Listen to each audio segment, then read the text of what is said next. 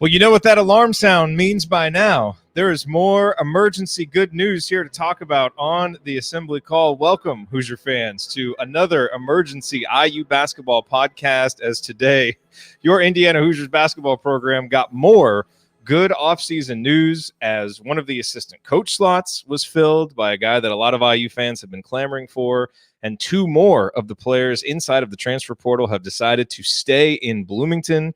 And we are here to break it all down. I don't think you need me to formally say what the banner moment is, right? Getting Dane Fife to come on as one of the three assistant coaches, getting Geronimo and Khristian Lander back, huge for the present and future of Mike Woodson's program at Indiana.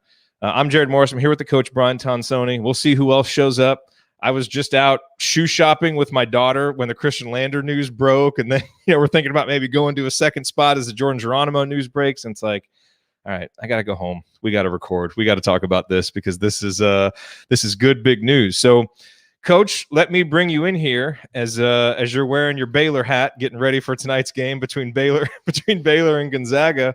Let's go. Your initial reaction to all three of these, and then we can break them all down individually. Well, it just shows that Coach Woodson's coming in here and he's got a message. And a lot of people are listening to the message, both coaches and players that had been in the transfer portal.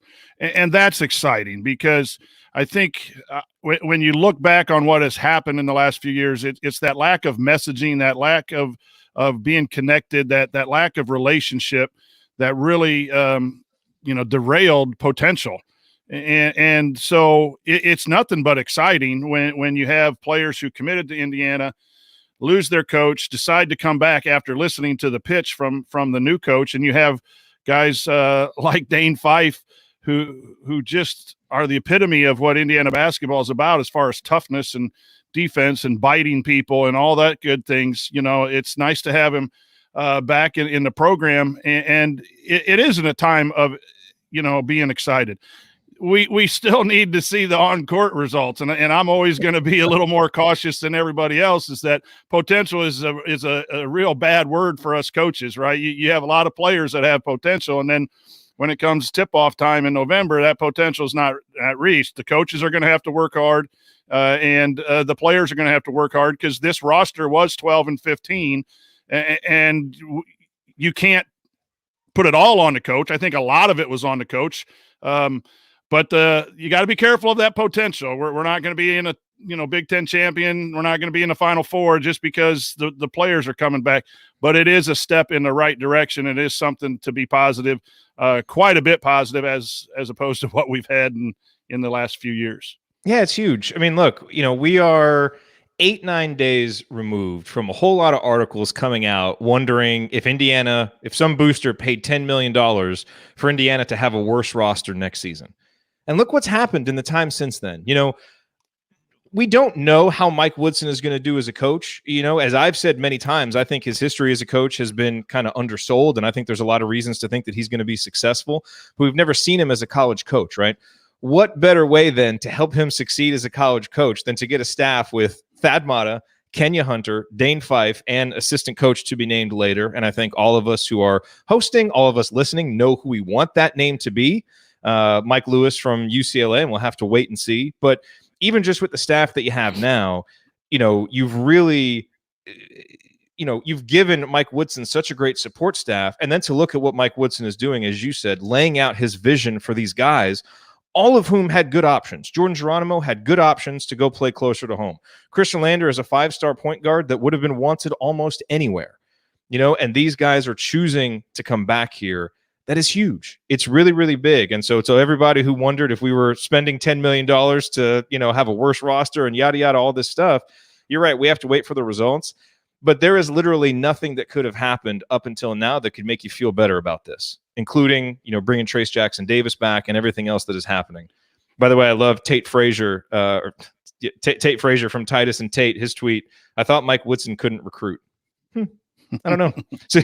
Seems like he's doing okay.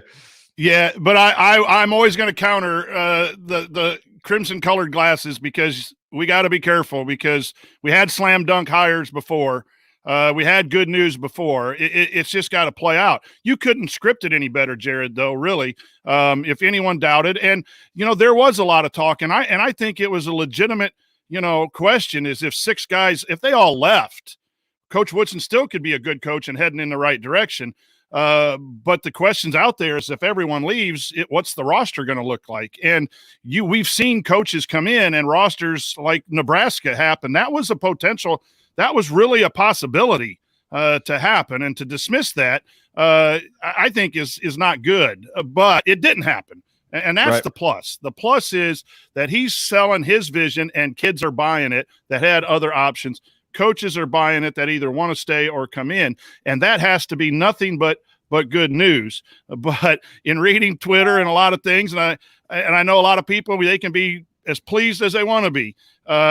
For 5 years, Indiana basketball hasn't been winning. It needs to win in November. It's not going to win a press conference. It's not going to win a Twitter war. Those things are done, right? It's about winning basketball games. And anything about that, we can throw a party, but it doesn't mean anything. For me, it's the step in the right direction, very positive, but it has to be followed up by actual hard work on the floor to reach that potential. Absolutely. Okay. And coming in to counter that, I'm sure, a couple of friends who always here to put the brightest spin on the latest IU basketball news. Eric Pankowski is there, and I think that's the real Ward. I don't think that's Board Ward. I think that is actual Ward who's there.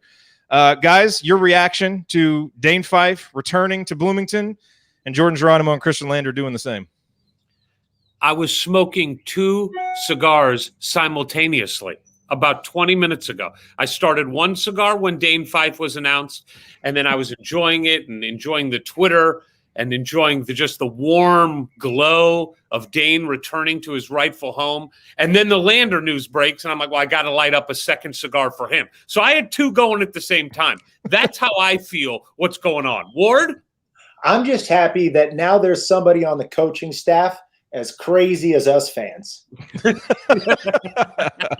I love Dane so much. There's nobody we've spent more time piecing together more phone calls for there to be a longer 2 episodes that could have been 6 of the show. And just the guy who's that open and that real, clearly he's connected with Coach Tom Izzo, Hall of Famer for a decade plus, and all those players that have come through.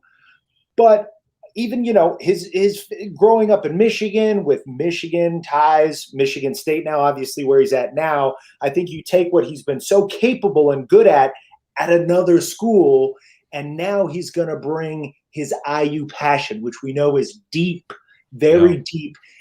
I think he's going to be even better at his job in Bloomington, which is very, very exciting. Yeah, you guys have obviously spent time talking with him. You've had, Michael Lewis on your podcast, so I think you guys are pretty uniquely qualified to give us some insight on the coaching part of this. So maybe continue on, Eric, with what Ward was just talking about. What are the strengths that you think Dane is going to bring to this staff? It's funny. I've been thinking a lot about that as the buzz has kind of picked up steam with him. And I know a lot of people are like, well, he was such a good defensive player for Indiana. He's a great defensive coach. We don't know that. I don't know that. I mean, there's a lot of things that people could be good at themselves, but couldn't necessarily teach that. So I don't really think of it in terms like that. Here's what I do know from spending time with him. Dane is an extremely thoughtful human being when it comes to what the players are going through. And I mean that from the pressure that they feel, the anxiety, the stress, the going from high school to transitioning to college, to just becoming kind of I know you're not supposed to use this word, but these kids are in some ways professionals when they're at high-end Division I college. You have to take care of your business. You have to treat your body right. You got to get the right sleep. You've got to pack. You've got to be able to manage a bunch of different things. And Dane, who I think struggled with some of that, including the pressure as a player, and he'll be the first to tell you, he is so keenly aware of that I think that being in tune with that has helped him build real relationships with the players. And I think one thing that we've heard a lot of in these last couple weeks since the last staff was let go was how the relationships just weren't cemented in a way that I think we all thought maybe they were. And I think we're hearing more and more from players that they weren't. And it's a little surprising to me, truthfully. I was not aware of some of that stuff. And I think Dane is really thoughtful about that stuff. And I think connecting viscerally to these kids in 2021 is more important than what foot you close out a three-pointer with in many ways. And look, Coach can break down the X's and O's better, forgets more in one day than I will ever know. But I do think being connected viscerally to these kids is such a huge thing. And I think we've seen Woody has shown proof of that already, that he can connect in a pretty short time.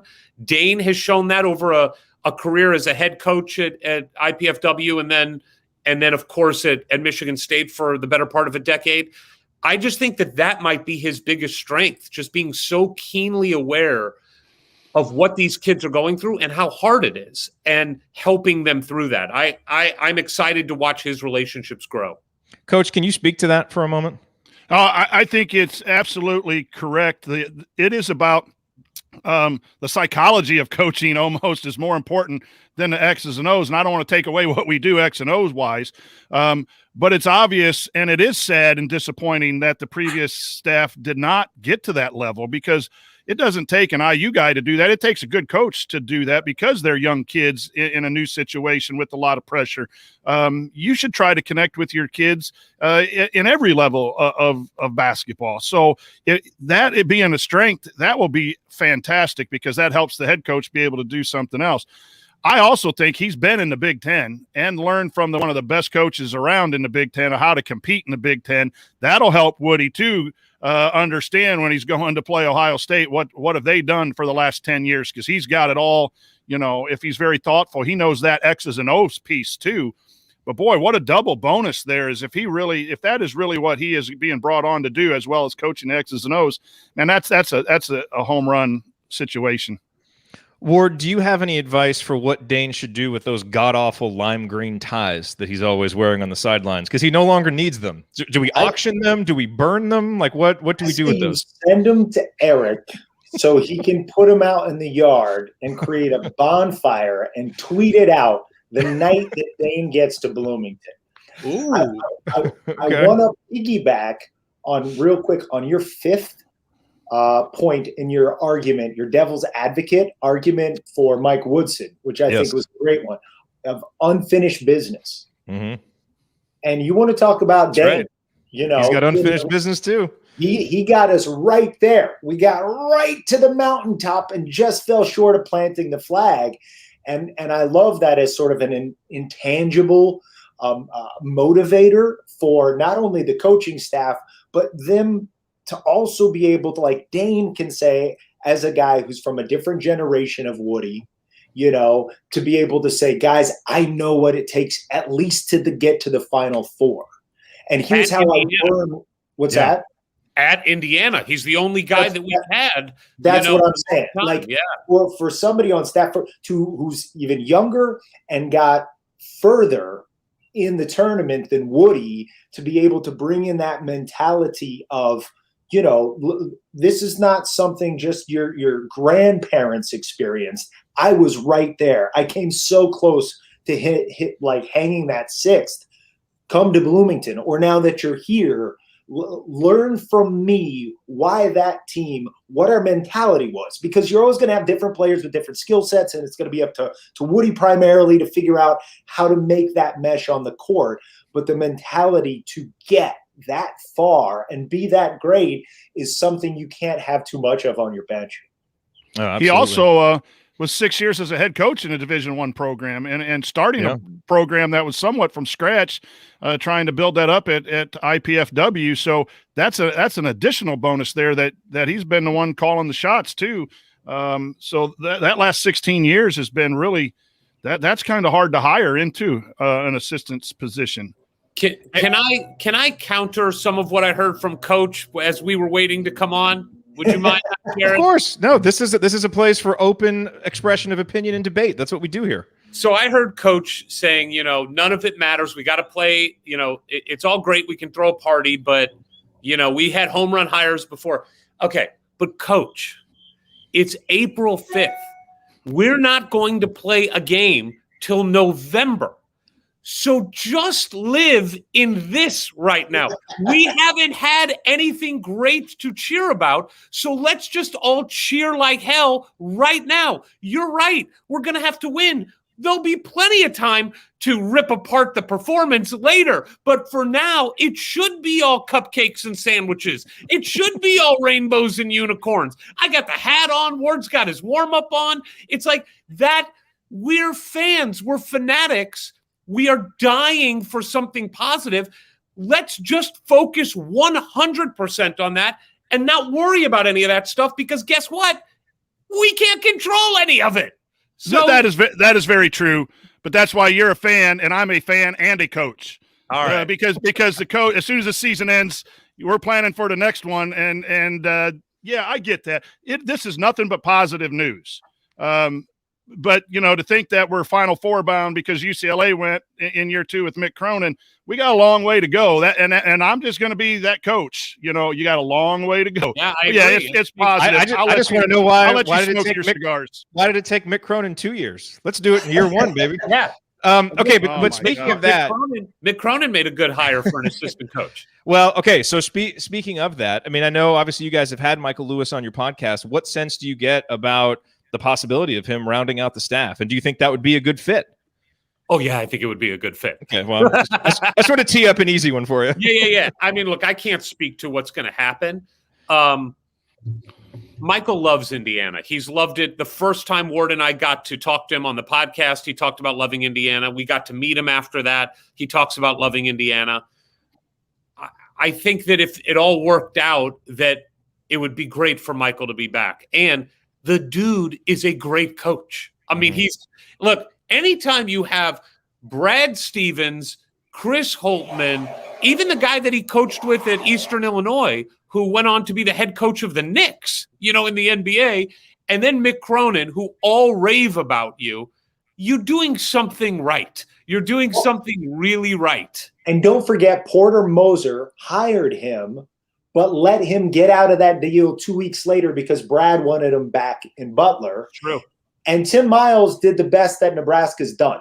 So it's really been a success everywhere Michael's gone. And getting to talk to Michael a little bit, and even knowing through this tournament run, like what games were his scout, you realize he has a very, very real impact on what that team does on the court for these different coaches, particularly in this tournament run, where it's just like, damn, this guy can coach. And then if you were to throw him in with Woody and with Dane, and you have this dream team of IU coaches, where it's like you have the most accomplished coach that was a former IU player in Mike Woodson. 9 years in the NBA as a head coach, over 20 altogether, plus the playing experience. And you have the 2 best assistant coaches in the country who used to play for IU. That's the dream team. Who doesn't want that? It's not just like, oh, they're Indiana guys, so we're doing them a favor. Like, no, these are the most qualified guys to do this. It's going to be interesting. I mean, I think the entire fan base would crawl through glass to get Michael Lewis here because we just hold him in such high regard. And I mean, if that's your staff, Thad Matta, Michael Lewis, Dane Fife, Kenya Hunter, it's a dream team. The question, I think, is, a lot of coaches, they want at least one coach they've worked with before. Like, is Mike Woodson, does he have somebody in mind? Does he have someone that he's worked with? And I don't know, but, could that, because there's only one spot left. So that's what's going to be interesting to watch. I would think that we'll get closure or get some clarity on it within the next couple of days, you would think. But that's all that's left to watch. But as it is right now, it's a great staff. And now they're just figuring out kind of what the cherry on top is going to be, it feels like. Yeah, I think that's fair. I think that we all do have to remember it's still Mike Woodson's team. So Mike has to, have guys that he trusts and he feels really good about. And, as fans, we would love it to be Michael Lewis because we love him and also because we think he's great. And also, I mean, I hate to bring this up, but Tom Allen comes on our podcast before the year, historic season. Terry Morin comes on our show before the year, historic season, and then gets a big raise. Tom Allen comes on after the season, onto our podcast, gets $1 million raise. Michael Lewis comes on our show before the NCAA tournament, before the Michigan State game, Dane Fife blew us off. Michael Lewis comes on. One of those teams went to the Final Four, and the other went home. So why the hell are we having you on our show? Why don't you have us on your show so some good stuff happens to us? Well, Jerod, we were on their show. We didn't get anything. Yeah, your live state. All four of us were on. If anything, it hurt your credibility. Look, some might argue Archie Miller came on your show too. That is true. We're just not going to focus on it. Yeah. Okay, so that's the coach part of it. And this would be a huge day if that were the only news that we got today. It would be worthy of its own emergency podcast. But ladies and gentlemen, the 5-star point guard who reclassified to come to Indiana last season is sticking with the Hoosiers, as is Jordan Geronimo, who was not as ballyhooed of a recruit, but I know I was not alone in seeing some flashes from him last year that make me think he's going to be a really good player as an upperclassman. Coach, let's talk first about Khristian Lander. Look, maybe a little shine came off of him because of how he played last year. But, for those of you who listened to the conversation that I had with Sam Vicini that we put at the end of the last podcast, I thought he made a great point about Khristian, which is, look, these guys that classify, basically he said, look, something along the lines of, if you have a point guard who's thinking about reclassifying up, don't let him do it because it never goes well for the guys that do it. So don't let him do it. But he basically said he's not thinking any less of him based on what he saw from the first season, because a lot of these guys struggle.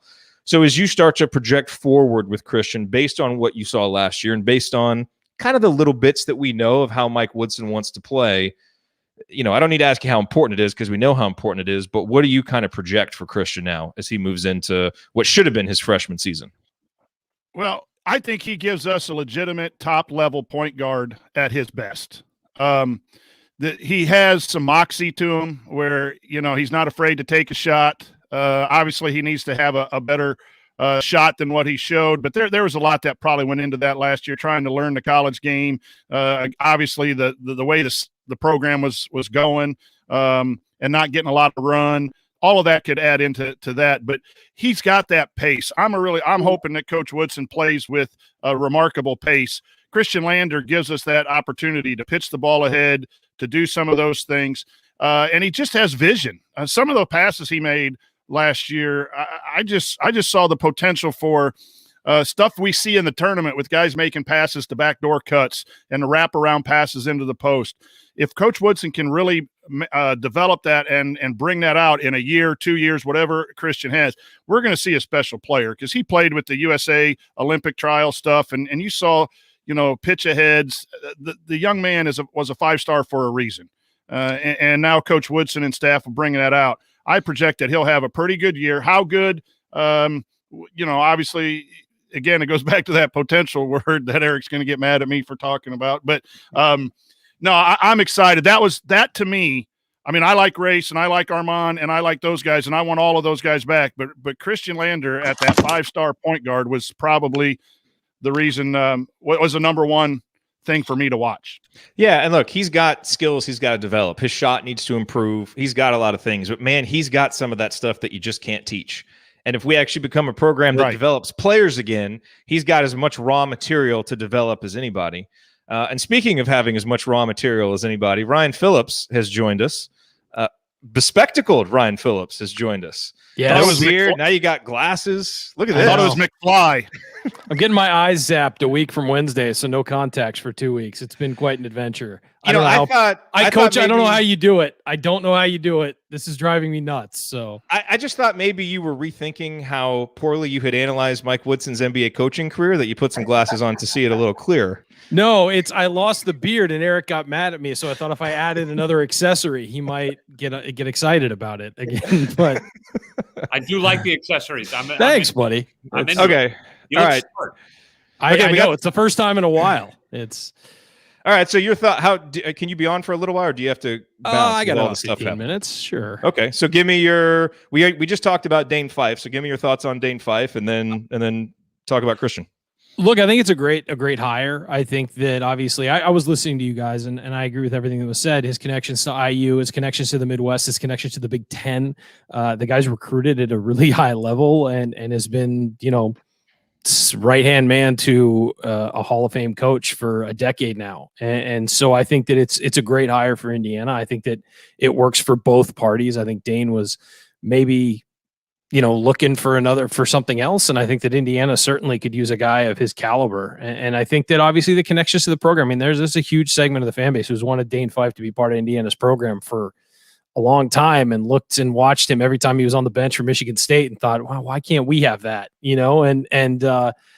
think it's a great hire. And I'll say that pretty much everything Mike Woodson's done since he arrived, I have been an enormous fan of. And when I say pretty much, I mean everything. Let's be real. It's everything that's happened since the day he got hired has been a positive, from Thad Matta to retaining Kenya Hunter to convincing Trace Jackson Davis to come back, something people did not think was possible.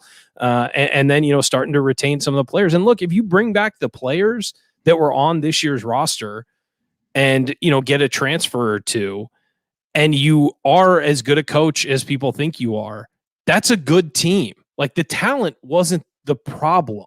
The development was the problem. I think the way that players were utilized was the problem.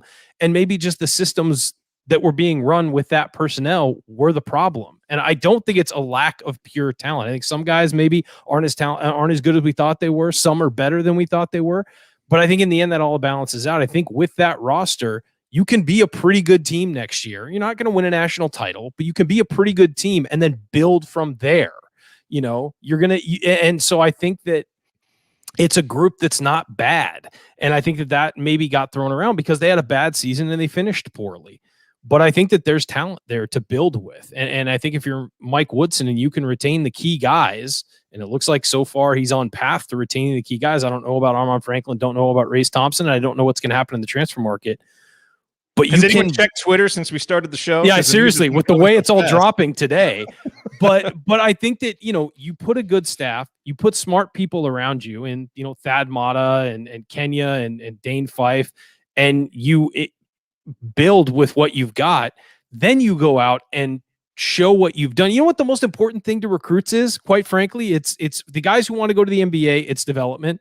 But to the lion's share of recruits, what they want to go to? A successful program. If you show them you can build with success and be successful, more people are going to want to come play for you. And so that's the most important thing. And I think that his first year, while it's not make or break in any stretch of the imagination, being successful in your first year gives you a huge leg up on year 2, and then a huge leg up on year 3, and allows you to build those relationships with people who are more interested in your program because they say, oh, he can actually get results. That's not me. That was me. I didn't expect to be live today, guys. I didn't expect to be live. So, no, I think that being able to retain those guys and then bring in some new blood to kind of, mix it up a little bit is a huge positive for him. And then, again, put smart people around you. It's the success story of any CEO, the success story of anybody who's in a position of power. You're only as good as the people around you. And you make yourself better by putting smart people around you. And kudos to Mike Woodson for realizing that and wanting to do it. Can I respond real quick? Go ahead. Of course. All right. So first thing. Is that not optimistic enough for you? It was good. It was good. It was better than Ryan normally is. So I'm okay with it right now. But the whole, you're not going to win a national championship next year. We're in LA. Ryan, you're in San Diego. No one looked at that UCLA team. They lost their best player. Sure. They had a transfer from Kentucky who couldn't get clock in Kentucky. They had Cody Riley, who was like a mediocre, undersized big man, and they went to the Final Four. So, yes, it was a magical run for them. I'm not saying I expect us to go to the Final Four, but who the hell knows? Of course. That makes this so much fun. We have Trace Jackson Davis. We got Khristian Lander back. It's like, who knows? But I do want to say one thing about Khristian. I'm so happy that he's back. I mean, I think all of us in various text chains, Ward and I, of course, we lived it together. But Jerod, you and me, Ryan, you and I talked. Coach, you and I didn't talk personally about this, but we all wanted to see Khristian just play more. We were like, please, just get him in there. Yeah. And so there's on the court stuff that's really important for Khristian because we think he has that next level talent. But there's also this piece. He was a 5-star from Evansville. And had he transferred, that would not have been a good look for Mike Woodson. No. That would have been a very bad look to start his Indiana recruiting trend and his recruiting reputation. And the fact that he kept him, and Khristian Lander had, by all accounts, an awful experience his freshman year. Regardless of whether he should or shouldn't have reclassified, he did, and it was a bad year. Mike Woodson was able to convince him, forget all that. It's a new start. This is where you should be. You think one day you're going to be in the NBA. I think I can help you get there. And doing it right here at the place you had that bad experience is the best place for you. That speaks volumes to the other 5-star high-level talent in the state. They take notice of that. And I think that is as big of a positive of retaining Khristian as what he'll do on the court. And I think he'll be great on the court. Yeah, Eric, what I mean by you're not going to win a national championship, I mean, nobody expects that from you. Like, if you don't win a national championship in your first year, nobody's going to be like, well, damn it, what are you doing? But I'm saying, like, no, that's not the expectation. The expectation is make this team better right away. And somebody said to me on Twitter, like, well, Woodson will definitely be better than Archie. And I said, yeah, I agree 100%. He'll be better than Archie. That's not our expectation, but hey, be better than that in year one. Our expectation is to compete for Big Ten championships, be relevant nationally, and occasionally be in position to make that deep run. And once you make a deep run, as UCLA proved, anything can happen when you're making a deep run. And there's so much luck involved in the tournament. Nobody ever knows who's going to win it. Yeah, we got the top 2 teams in the final game this year, but there were points along the way where that definitely couldn't have happened. I mean, UCLA's hitting mid-range jumpers contested throughout an entire game, shots that you would tell your play, you would remove players from the game if they were shooting those normally, and they're knocking them down repeatedly in that game the other night.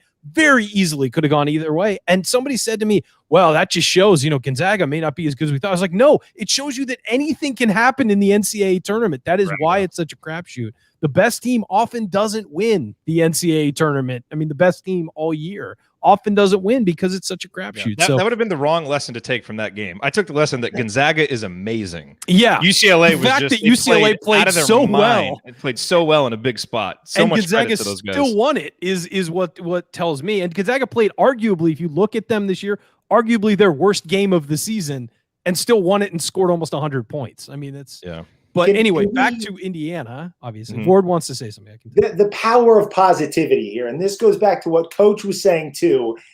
And we as fans, which Eric and I are, we don't claim to be experts, and anybody who's listened to us knows that's the case. We're not experts. But it's to prove Jay Billis wrong, right? Like, we all know how he came after us. And it's like, what is in our power right now? Well, what we've been getting blamed for is the negativity and the toxicity. And Woody has the new coach smell, right? He's got, and with that, all we can do is feed into the narrative that we are super hyped about this. And in theory, when we're doing that in a negative way, it hurts our recruiting.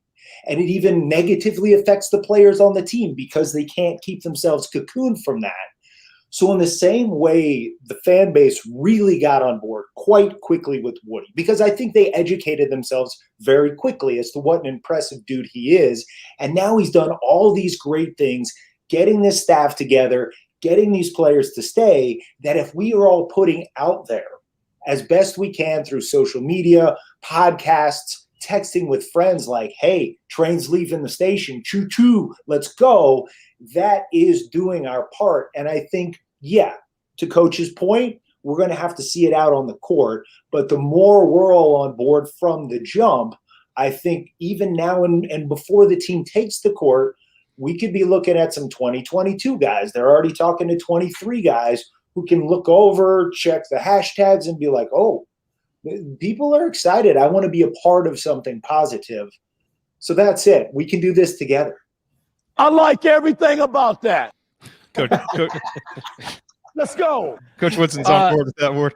On Khristian Lander, since you guys sort of addressed him when I came on, I agree that next level vision is there with him. And I completely agree with Eric that you got to retain your 5-star from a section of the state, from a segment of the state. You got to keep him, because guess what? There's going to be other kids from that region that you need to get down the road. And if Khristian Lander had a bad experience, that does write people off and have them consider other coaches. Say, hey, well, this coach over here never screwed over one of my players. And this program didn't call my player bad and say he was overmatched and all that stuff. So I think it's huge that they retain him. I also think for the psychological reasons, but I also think it's enormous for the on-court reasons. That next level vision he has, the ability to push the basketball, which Mike Woodson seems to want to do. The only thing that he needs to work on, quite frankly, is getting bigger. And I think we all can agree with that physically he was outmatched this year, as you would expect, being a guy who reclassified. But he's also got to work on his jump shot. I mean, that should be everything he's focusing on should be getting in the gym and getting bigger and fixing the jump shot. And it's the feet with the jump shot. We talked about that when he was recruited and when he committed. Coach and I went on at length about the fact that, his feet are headed into the stands while his body is headed towards the hoop. And that doesn't work out. It lowers the margin of error on your shot considerably. You have to have a strong base under you to make a jump shot. And so obviously he's been able to get away with it at lower levels because he's had all the time in the world to get his shot off. He's so talented that even against top AAU guys, he'd be able to step back and have plenty of room and plenty of time to gather himself, get enough of a base and shoot. But that's not going to work in the Big Ten. And so he's really got to start doing, shifting his shot over. And look, there are guys who've had similar problems with their jump shot, whether it's the feet or whether it's the way they move the ball in their hands before their jump shot, all of that. The number one way to fix a jump shot is to get stronger. You've seen it with the Ball brothers. LaMelo and Lonzo Ball are now good three-point shooters, and they were not for a very long time. What did they do? They got in the gym and got stronger, and then they started working on getting their bodies together as one part of a whole shot and not having an all upper body shot or an all jump shot. So it's got to just be paired as a smooth jumper, and he's got to get stronger because he doesn't need to launch the ball the way he did in his freshman year or in high school if he's strong enough to do it. So I think he can do it. I don't think it's not broken. I think the release and the rotation are fine, but the problem is if you don't have a base under you, you're using way too much arm in your shot. So. And my time's up. My time is up. Alarm. No more questions. Twitter. Someone else has a music lesson. Right? I mean, just to recap what's happened on this call with Ward, his lighting rig fell in the middle of Ryan talking. That thing collapsed. His alarm has gone off twice. He hasn't figured out to hit the mute button yet when he's not talking. It's okay. He set that to make sure that he checks Twitter for more good news every 10 minutes. You just need to check. So it's okay. Yeah, we've hired Michael Lewis. Yeah, Here's something though. We also need to be careful, and Eric's going to come after me on this too, but we also need to be careful that if the two remaining guys in the portal decide to leave, that's not necessarily a negative for Coach Woodson. He might try really hard and they just have better offers or want to go home. So yes, I do agree that keeping the Indiana guys, Trace Jackson Davis, was probably the number one. When you kept him, that's going to tell a lot of people that your message is really good. This was the second one that really kind of hammered home that the message is coming in. But if Armand and Race leave, that doesn't mean that his message all of a sudden got bad. There's so much that goes on in what offense he wants to run. Does he see a certain player play in this position? Does he have someone else in the portal that he believes might come in and challenge? And then therefore these two guys say, I don't want to fight for a position. I want to go somewhere else. There's a lot of things that go into it. So yes, I think it speaks volumes for what Coach Woodson is doing, but we also got to get ready. If we're not going to have an emergency podcast if one of those guys leave, right? No, I'm on board. It's not Coach Woodson's. He's shown enough right now that if those two leave, we know that their own reasons, and whatever they are. Yes, absolutely. Look, good for them. Race Thompson. If he wants to go home and spend the last few years at home with a new coach in Minnesota, it makes sense. Where his dad played, went and played sports, like that's understandable. And look, I think with Armand Franklin, we all want him back because we see the star potential.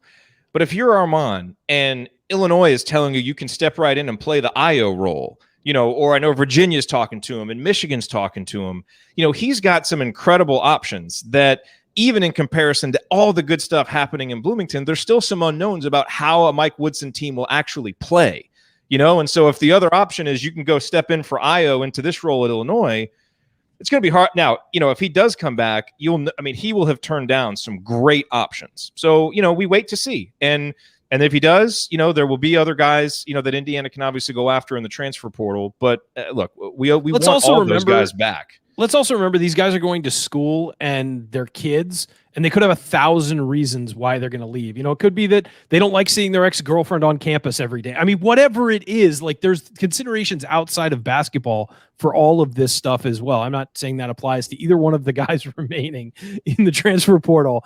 I don't have insider information. That's why I never left. They could have gotten food poisoning somewhere. They just don't want to walk by anymore. But there's a million reasons why these guys make these decisions. Sometimes it's a business decision as far as the next level. Sometimes it's playing time. Sometimes it's whatever, being closer to family. You have to let them make their decisions, just like coaches can make their own decisions and assistant coaches can make their own decisions. These kids have to be able to make their own decisions. That's the rules right now. If we don't like them, we gotta change the rules, but that's what it is. And so I don't think it's fair to get on kids if they make certain decisions. And I'm glad the kids who have decided to return. All right, let's talk about. Oh, finish up, Eric. Finish up. Say, there are a million reasons, but one of them is not school. well, let's be real. There's a million. There's a million, or maybe now there's 999,999. School and classes ain't one of them.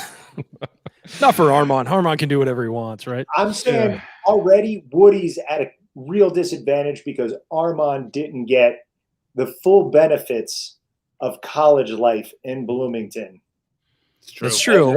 We know that's going to return to the fold this fall. So whether Armand does get to enjoy everything going to IU has to offer or not, I just wish compared to Illinois, I've been there. It's not, yeah. No, I will say this too. And it's kudos to Woodson and the staff and for retaining the guys they have, because for 2 weeks, those guys were only hearing from we're probably mostly hearing from other schools and hearing about how wonderful it is and how perfect it is. And in their head, they're thinking, oh yeah, I could go somewhere else. I don't know who the coach is going to be, and got lured, and they had to be pulled back. It wasn't like, they were starting even with these other schools. They're behind. And so kudos for bringing the guys back that they have. And if I can make one more point, I think Ward and I are going to talk about this more in our podcast that we taped tonight for tomorrow. But the thing, to go back to what Coach was talking about a little bit, about Coach Woody's message, and if these guys don't come back, that doesn't mean the message was bad. I totally agree. What impresses me the most, and I've been saying this with Ward behind the scenes for a while, is, look, all these guys can coach basketball. Like Archie Miller can coach basketball. He knows basketball. He knows more about basketball than all of us who are critiquing him. He does. He didn't become a bad coach coming to Indiana. It didn't work for a variety of reasons, but he's a good basketball coach. There is that special sauce. And I like to think of it as there is like basketball intelligence, and, that's schematics and scouting and X's and O's. And then there's emotional intelligence. Yep. And what do your players need to hear? What buttons do you have to press? How do you have to psychologically, like you talked about, Coach, manage them to get the most out of them? And what I heard from that Trace press conference, it still sticks in my head, when someone asked him, what was the one thing Coach Woody said to you that made you realize you wanted to come back? And his answer was, he told me all the things I didn't want to hear. That was key for me. That is everything to me. To me, that shows an emotional intelligence from Woody, where he got a quick read of this kid and realized, and part of this is just probably Woody's personality, I'm not going to blow smoke up his butt. I'm not going to lie to him and tell him how great he is. I'm not going to do all that. I'm going to tell him what's wrong. And that takes an emotional intelligence to be able, when you are trying to pull a kid back who said he was dead set on going to the pros, to pull him back by telling him what he's doing wrong. That shows a intelligence emotionally that I think is the most impressive thing I've heard so far about Coach Woody. He's real. He tells you what you don't want to hear. And that clearly has connected with a number of these kids so far. I would bet you the same is true for Khristian Lander without knowing what Khristian Lander has said about it. But that emotional intelligence is what is most impressive to me about Woody. And you hear it from his NBA players. You can go on YouTube and see Kenyon Martin and Raymond Felton and Carmelo Anthony talk about that. That, to me, is the most impressive thing with Coach Woody so far. Yeah, the one You're thing I heard, absolutely Shout off on me. You're absolutely correct. But I think that emotional intelligence is what makes good coaches good coaches. So I'm agreeing with you. But I will also tell you there, especially at my level, there are some dudes that can't coach. So, and I'm pro coach. Like I won't ever badmouth the coach out loud. But I've coached against some guys that I really enjoy coaching against. But but I think wise. But yeah, you're right. It's that special sauce that really makes it. And his NBA experience, that's where it might really pay off, because those guys are getting millions of dollars and don't have to listen. And you've got to find ways to get the defense, the move, the practice, the strategy, all of that into these pro players that have millions of dollars and all of their friends hanging out and all of that stuff. So it really takes that. And if he brings that down to the college level, man, that's going to be fantastic. I think you're spot on that. So we can agree with you on that one. Coach thinks I'm right. Coach thinks I'm right on everything. I need to be on your show tonight so I get a pay raise.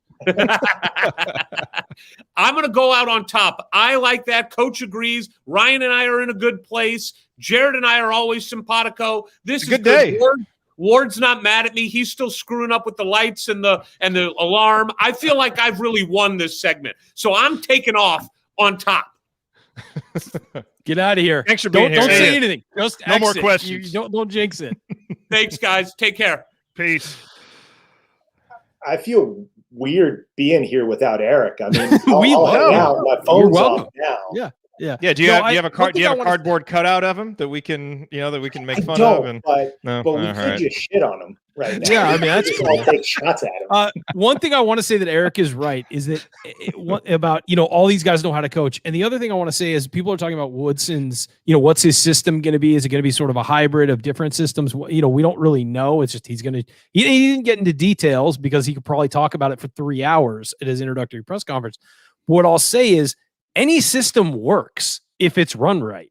And quite frankly, Archie's system probably works if it's run right and more guys hit threes. We'll probably still have Archie Miller as our head coach. Or if there's actual buy-in, which is going to help it be run right. Well, that as well. I mean, you need that in any system. But so system, I mean, while it matters to be sort of modernized and sort of be competing with other people as being able to hit threes and do the things you need to do at this level to win. Pretty much every system does that to some degree. It's about how you run it and running it right and having everybody on the same page and having people know where they need to be and having people confident enough to make decisions in their own offense. I mean, we saw it a lot last year.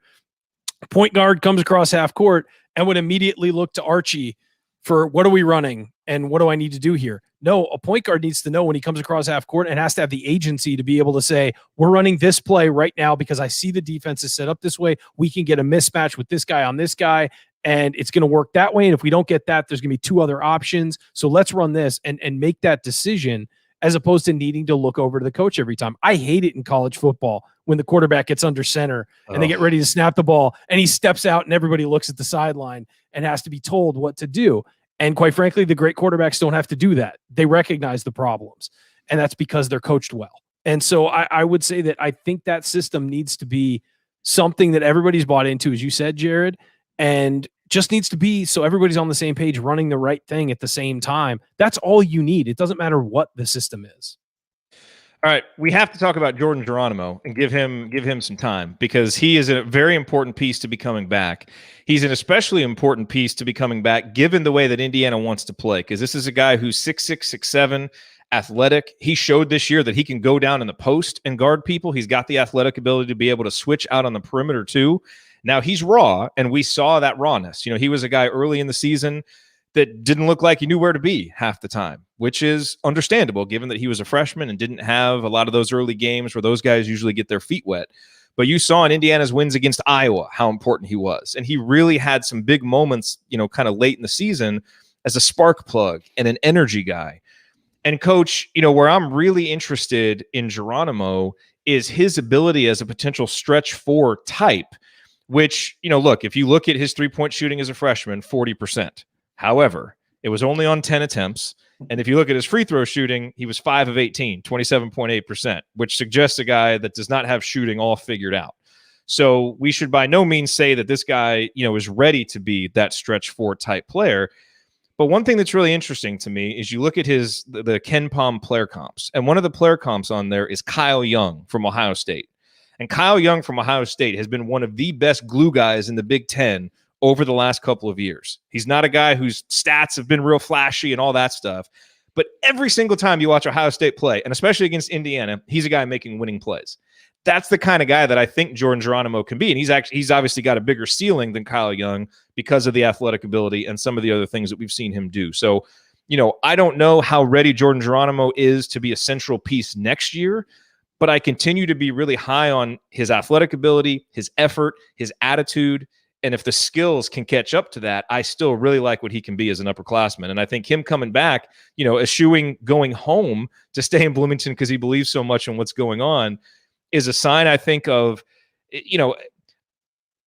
clearly there were culture issues with the Indiana program in terms of buying in some things under Archie Miller, but there was great chemistry among the guys themselves, great friendships, great togetherness, which I think helped to get them through. And I think that's what the Jordan Geronimo thing coming back shows, that relationship he's got with Leal and Galloway, and also buying into Mike Woodson. So it's easy to kind of give, kind of look at his news as the rank is like the third most important news today. But I think long term, it's so important that he decided to come back. So, Coach, speak about what you see in Jordan's future as a player.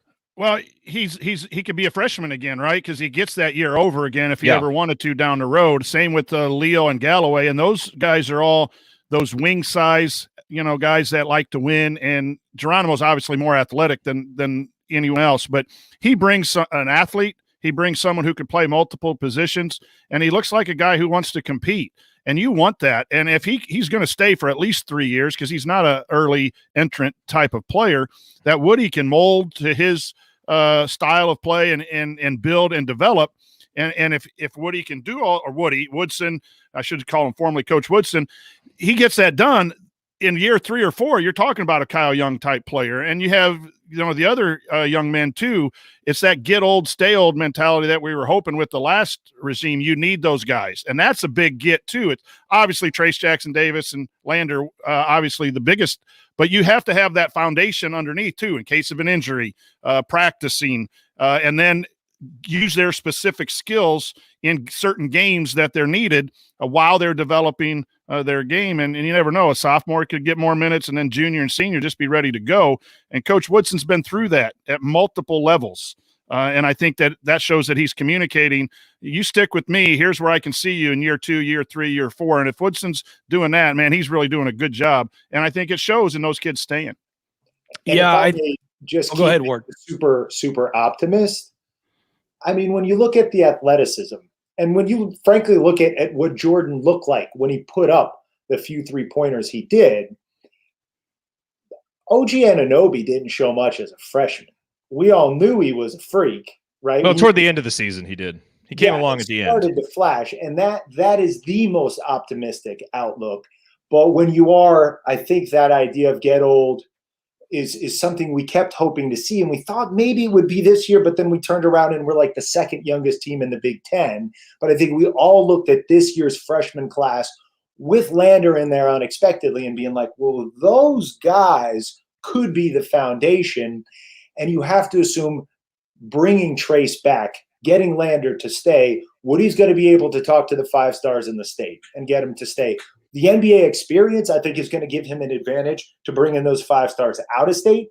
We'd all like him to be around a couple years at least. We don't really want to be one and dones, but if you want to be more realistic, to Ryan's point, and not expect a national championship next year like I do, is that, yeah, we could very well be looking at these younger guys, the freshmen and sophomores who are deciding to come back, to be the core of the team that really does have a shot to get, we'd like Michael Lewis to come back and hang that 6th banner with us. I think that's why he didn't this go around, but I feel like we're going to see immediately what this team looks like, because it would have been a lot harder if a lot of these guys left and it's apples and oranges with Woody. But now Woody's literally going to have the same team to play with, an extra year of an experience. So that's an advantage for him.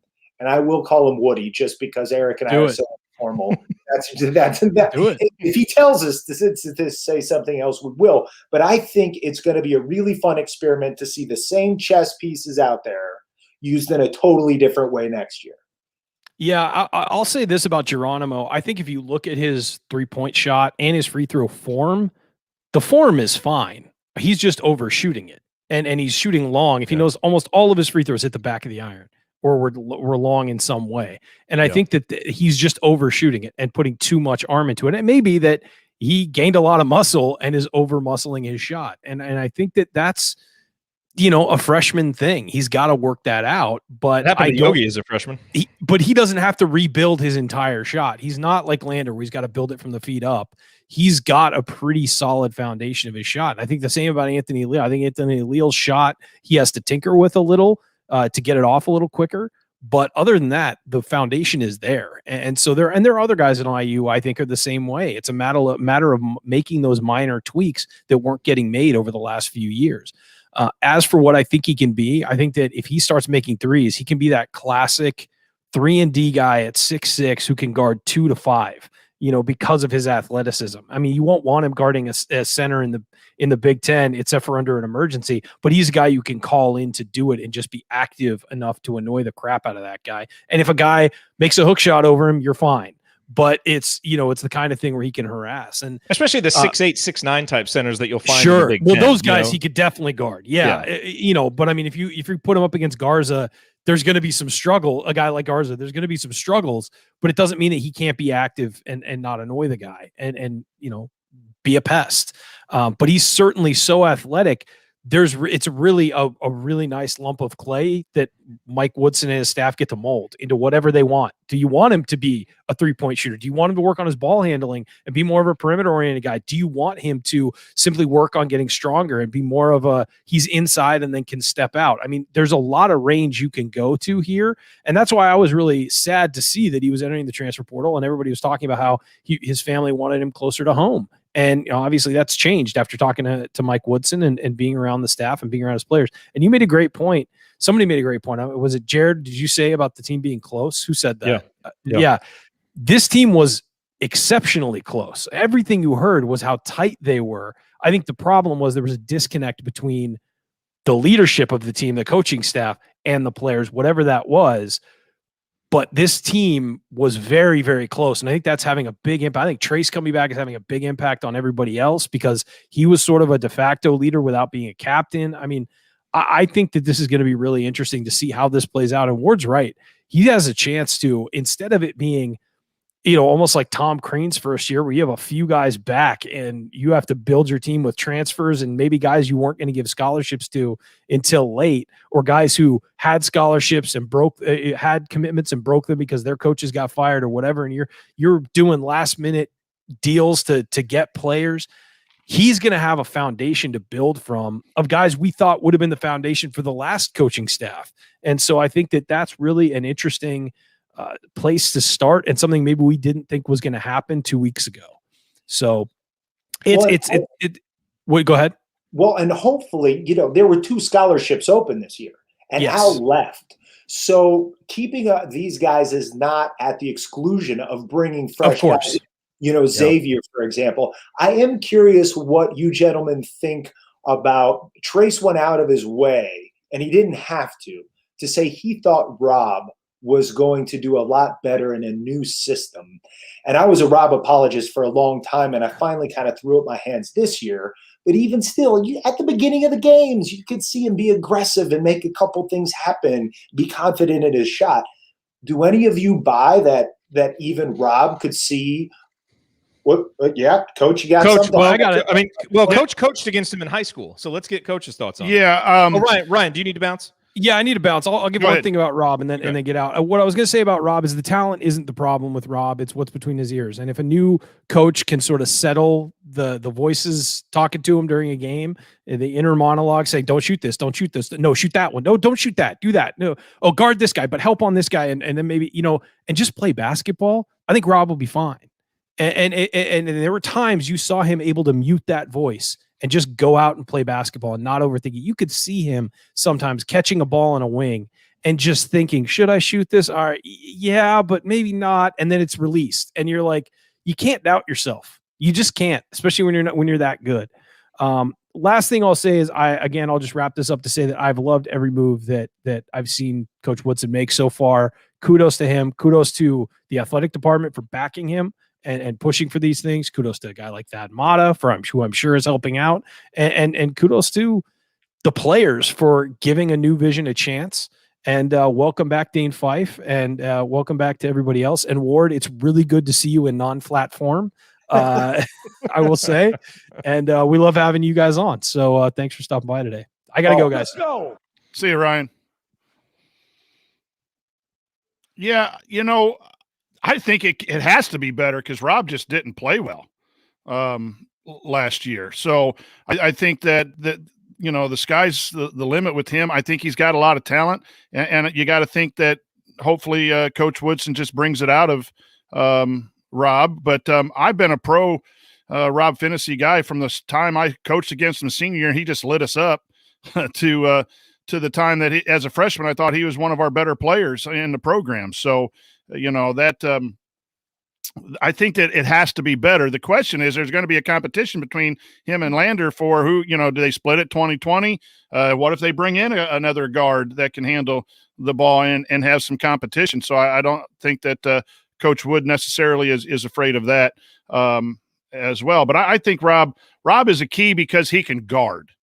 That I think is one of the most important things, is that he can guard at a big level and run the offense, and that's where Lander has to catch up to him. So, I hope that's the case. And again, I think he's a quality individual, someone that we can be proud of. So you want to see that guy do better. And it looks like we've lost Jerod. So hopefully he'll pop back in here soon. Go ahead. Well, my heart just broke for Rob when he was missing those free throws at the end of the Rutgers game. Yeah. And, just getting to talk to some former players and understanding everything that's going on behind the scenes that we can't know as fans watching. But what we do see is that frustration and disappointment. And we all know how ugly the end of that Rutgers game was in the stands and on the floor. And there's a real shot for redemption here for all these guys to come back and to leave a positive legacy that nobody has to. Al has gone on, and I think he'll fit in great at Providence and hit a lot of 3-pointers for them. But even Trace, what he said in that press conference was unlike anything we've heard since he committed to IU. He was sort of unfiltered, unafraid to just really express like this truth of what is going on. And that's good and bad about the past and moving forward.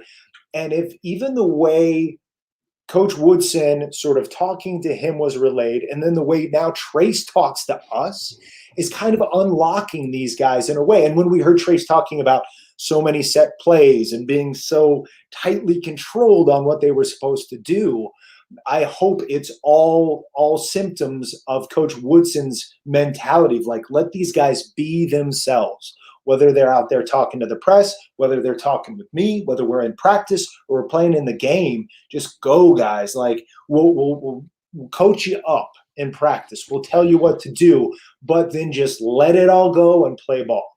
Yeah, here's something too that has really grown on me with the Woodson hire, and moving me off of cautiously optimistic to more towards you guys in this, is that he mentioned it's his last go around. He's coming full circle. So I'm not sure he's going to quite feel the pressure. He'll put the pressure on himself because he wants Indiana basketball to be successful. But I think the last two coaches were really good coaches, but they allowed the pressure to get inside them, and they became something they weren't, and they were different by the time they left. And I'm not going to say that's on the fans or on the pressure of hanging another banner, but I think Coach Crean and Coach Miller both came in and were somewhat successful in different ways, not necessarily Miller on the court, but they let that pressure come to them, and they didn't have that connection to the family. And so, I have not been, you need to hire an IU guy.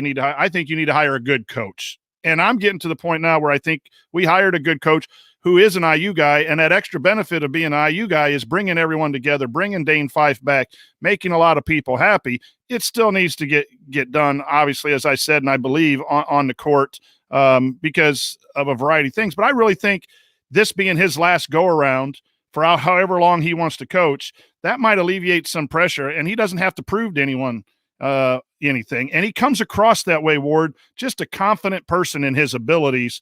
And maybe it's a hope for me because the last two guys, I think, lost that confidence in themselves that were leading our program, and it filtered down to the players at the back ends of their tenures. Your thoughts on that? I think you're absolutely right. It's a great point. First of all, Coach Woodson survived Coach Night. That's really got to give you a sense of, hey, I can make it through anything. And then when you're the head coach of the New York Knicks, you can handle the spotlight. You can handle the pressure. And we think very much of the pressure cooker that is Bloomington. But if there's anything that surpasses that or is at least comparable to that in terms of fanaticism, the knowledge base of the fans, and the pressure that is put on the head coach to produce winning teams, and also a franchise that has not been that successful for the last 20 years. So there's really a lot of parallels. But Woody is who he is. He's clearly very confident in who he is. Now, we heard that about Archie. I didn't get to know him personally. People behind the scenes said he's very comfortable in his own skin. But it did not come across that way publicly at all. He seemed very uncomfortable. Whereas Coach Woodson, he's up there on the mic. And I was saying this to my daughter. I was like, I think his voice would be good for ASMR. He almost puts you into like a meditative state. Yeah. And it's very calming. And that comes from within. Ward, the thing that really was a big part of his press conference was when he told Dolson, you're interested in Mike Woodson, get on a plane or send a plane to come get me. That's the kind of attitude you have to coach at a high pressure situation at Indiana. You've got to believe in your abilities. You got to believe in your message. You're going to tell people like it is, and then you're going to let it go. And the thing is, you've been in the NBA where you've been relieved of a situation before. And there's always two types of coaches, Ward, those that are fired and those that are going to be fired. I mean, it's going to happen, right? So you get in this business, you know that you're going to have a change of address at some point. It happens to the best of us.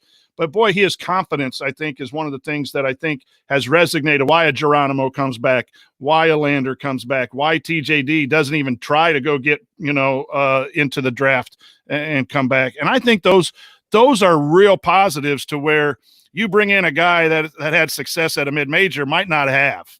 Mm-hmm. And that's the thing that, again, I'm moving away from cautiously optimistic to happy. And I am putting on the brakes because the last 20 years have been frustrating. And that's more of a personal issue than anything else because I have no control over it. But this week has just been a fantastic week. He couldn't have dialed up a much better 8 days as his start as the Hoosier coach. Welcome back, Jerod. Hey, good to be here. Sorry, my internet went out. So, well, I should probably bounce. Now that Coach and I had a little quality one-on-one time. Absolutely, it was great. But thank you for having me on, and I'm just so happy right now. And it's with the texts and the phone calls and the FaceTimes and the podcasts and doing this with you guys. It has been a really rough go for all of us together. And I'm so glad we've had each other for these difficult times. I think in a lot of ways it's brought us closer, like the team that loses a bunch in the early seasons. Now we can all be stronger, and the victories that are coming. They are coming, are going to taste so much sweeter. And I look forward to celebrating them with you guys. Absolutely. Thanks, Ward. Thanks for joining us on short notice, Ward. Anytime, guys. Take care. Good to have you here. All right, Coach. Well, thanks for manning the controls there while I was desperately looking for the sign off button, and I'm not even logged in. I just got the link. I'm going, okay, Jerod, I can take care of this, but it might just go on forever. Well, hey, I'm glad to know that it keeps working, even if I'm not here. That's good. Yeah, I thought I'd keep it on and watch the game and do a game report tonight of the national championship. It'd be a 9-hour show. All right, so you guys close it up. The only thing that I want to say is this the only coaching search ever where 3 of the names that were discussed as potential candidates all ended up on the staff? Because people talked about Mike Woodson as a potential candidate. A lot of people wanted Thad Matta, obviously, as a coach. And a lot of people were talking about Dane Fife. He's a guy we talked about when Archie Miller was hired. And now 3 of those guys are on the staff. It's pretty good. Yeah, I think, good. Again, we've mentioned it a lot, but Scott Dolson needs to have credit, a lot of credit for, and even if it doesn't work out, I'm going to give him credit because you know how important it is. I know this in education and coaching, and most people who are in any kind of business knows the vision is important. And when you have a solid vision, it drives every decision you make. And if you don't have that vision and you just shotgun decisions out, your organization is never going to be successful. And so the fact that he didn't share the vision necessarily, we kind of get an idea of what it was. That helped clarify to a lot of us who just didn't want the IU guy just because of the IU guy. We didn't get an IU guy just because he's an IU guy. We got an IU guy because it fit the vision. Yep. And when you put that vision up against some really famous guys or somewhat famous guys because of their success, that might not have matched. And Scott Dolson's AD, and he wants that vision, and he's going to make decisions based on that.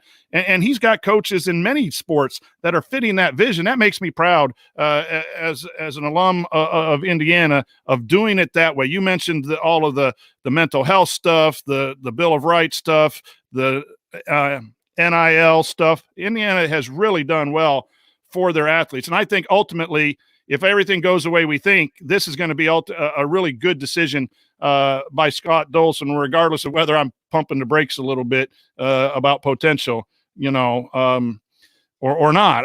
It's just impressive, and it's been backed up now by a series of quality things happening. Man, no question about it. I mean, there's, look, I understand the, kind of feeling cautious. And I certainly think, once we get closer to the season, it's like, okay, now the games are going to start and we'll actually see the results. But man, I mean, from the day that Archie was fired and to where we are right now, there's not much more that you could ask for, Right. There really isn't, and that's, what Scott Dolson has done is really, I mean, he's reinvigorated with everything that's happened, a fan base that was despondent, indifferent, like pick your adjective. Enthusiasm is back through the roof, and that's what this program needed. It really hammers home, Jerod, how wrong the university was to go away from Coach Knight soon after he was let go. The decision to let him go or not, we could debate all that, but his time may have run his course at Indiana. Let's just say it happened.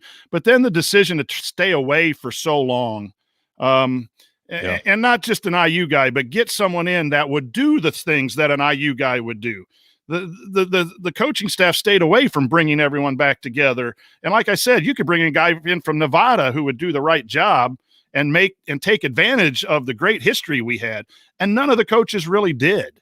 And that has just been frustrating. And it's been eye-opening to me that this kind of vision should have been done in the mid 2000s when Sampson was hired. After you give it to Davis, and then okay, here's the vision, and you might have gotten a Beeline, you might have got someone that really we wouldn't have had 20 years of struggle, and so that really hammers home that position, and you just hope that it's backed up, because we so badly needed our podcast, our fans, our listeners, we just badly need it. And to that, it's good what's happened, because so much enthusiasm, and I don't mean to, pee in anyone's Wheaties or anything, but I am a coach, and I do see the realism is, these guys said yes to another coach too, and it didn't turn out. Now they're saying yes to this guy. So it's still got to turn out for me to